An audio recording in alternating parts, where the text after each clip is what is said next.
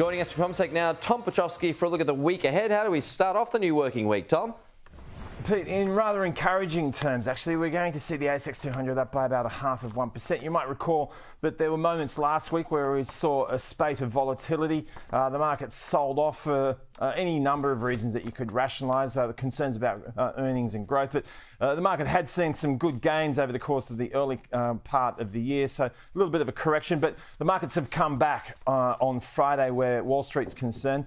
We saw the S&P 500 up by the most part of 2%. But in weekly terms, still down by around 0.75%. The index is up by about 3.5% in the short time that we've seen this year. So it's an interesting situation that's now been much more influenced by the US earnings season. To that end, on Friday, we saw Netflix shares do quite well. They were up by about 8%. So the rejigging of their model, Pete, seems to be working, and the markets have taken a lot of encouragement from that. It's worth remembering that Netflix shares at one stage were down by a very substantial amount last year. They fell by 50% over the course of the previous year, so they seem to be recovering. A big week this week. We've got CPI figures due locally, and we've got the laundry list of earnings to come out of the United States most days. So there'll be a lot to pay attention to this week. Sure thing. That CPI, a big one, no doubt.